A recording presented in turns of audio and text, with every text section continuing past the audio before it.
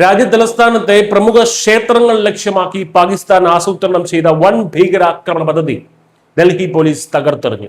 ഡൽഹിയിലെ തിരക്കേറിയ ഇടങ്ങളിൽ വലിയൊരു ദുരന്തം വിതയ്ക്കാനുള്ള ലഷ്കർ ഇ ത്വയ്ബയുടെ നീക്കമാണ് സുരക്ഷാ സേനയുടെ കൃത്യമായ ഇടപെടലിലൂടെ ഇല്ലാതാക്കിയിരിക്കുന്നത്. ഡൽഹി പോലീസിന്റെ സ്പെഷ്യൽ സെൽ അറസ്റ്റ് ചെയ്ത ലഷ്കർ ഇ ത്വയ്ബ ഭീകരൻ ഷബീർ അഹമ്മദ് ലോണിനെ ചോദ്യം ചെയ്തപ്പോഴാണ് ഈ ഞെട്ടിക്കുന്ന വിവരങ്ങൾ പുറത്തു വന്നത്. ഡൽഹിയിലെ പ്രശസ്തമായിട്ടുള്ള കാൽഖാജി ക്ഷേത്രം, ലോട്ടസ് ടെമ്പിൾ, ഛത്തർപൂർ ക്ഷേത്രം എന്നിവിടങ്ങളിൽ ഇയാൾ വിശദമായിട്ടുള്ള നിരീക്ഷണം നടത്തിയിരുന്നു. കൊണോട്ട് പ്ലേസ്, പഹർഗഞ്ച് തുടങ്ങിയ തിരക്കേറിയ മാർക്കറ്റുകളും ഭീകരരുടെ ലക്ഷ്യമായിരുന്നു. ഇവിടങ്ങളിലെല്ലാം നേരിട്ടെത്തി ചിത്രങ്ങളും വീഡിയോകളും പകർത്തിയ ശേഷം ഷബീർ അത് പാകിസ്ഥാനിലുള്ള തന്റെ ലഷ്കർ കമാൻഡർമാർക്ക് അയച്ചു കൊടുക്കുകയും ചെയ്തിരുന്നു. ആരാണ് ഈ ഷബീർ അഹമ്മദ് ലോൺ?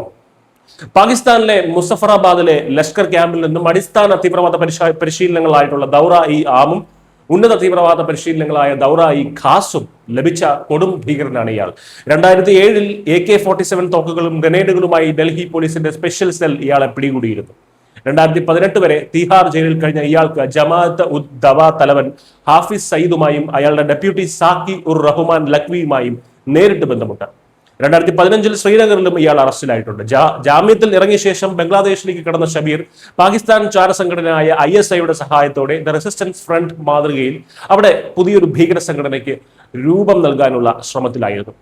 ഇതിന്റെ ഭാഗമായി ഡൽഹി NCR മേഖലയിൽ പുതിയ റിക്രൂട്ട്മെന്റുകൾക്കും പരിശോധനകൾക്കും ഇവർ തയ്യാറെടുക്കുകയായിരുന്നു. കൊൽക്കത്തയിലും ഡൽഹിയിലുമായി നടന്ന ഇന്ത്യ വിരുദ്ധ പോസ്റ്റർ കേസുമായി ബന്ധപ്പെട്ട് അടുത്തിടെ പിടിയിലായ 8 പേരുടെയും, അതായത് 7 ബംഗ്ലാദേശികളും ഒരു ഇന്ത്യക്കാരനും അടക്കുന്ന 8 പേരുടെയും, പിന്നീട് തമിഴ്നാട്ടിലെ തിരുപ്പൂരിൽ നിന്ന് പിടിയിലായ 6 ബംഗ്ലാദേശി പൗരന്മാരുടെയും പ്രധാന ഹാൻഡ്ലർ അഥവാ സൂത്രധാരൻ ഷബീറാണ്. ഈ പോസ്റ്ററുകൾ പതിപ്പിച്ചത് വരാനിരിക്കുന്ന ഭീകരാക്രമണങ്ങളുടെ ഒരു ട്രയൽ റൺ എന്ന നിലയിലായിരുന്നുവെന്നും പോലീസ് വ്യക്തമാക്കിയിട്ടുണ്ട്. DCP Praveen Tripathi, inspector Sunil, inspector Dheeraj Mehtawat എന്നിവരുൾപ്പെട്ട സ്പെഷ്യൽ സെൽ സംഘം ഗാസിപ്പൂരിൽ നിന്നാണ് ഇയാളെ പിടികൂടിയിരിക്കുന്നത്. അറസ്റ്റിലാകുമ്പോൾ 2300 Bangladeshi taka, 1400 Nepali currency, 5000 Pakistan currency, 3000 Indian രൂപ, ഒരു നേപ്പാളി സിം കാർഡ് എന്നിവ കണ്ടെടുത്തിട്ടുണ്ട്. അബു ഹുഫാസ, സുമമ ബാബർ എന്നീ രഹസ്യനാമങ്ങളിലുള്ള ISI ഏജന്റുമാരാണ് ഷബീറിനെ നിയന്ത്രിച്ചിരുന്നത്.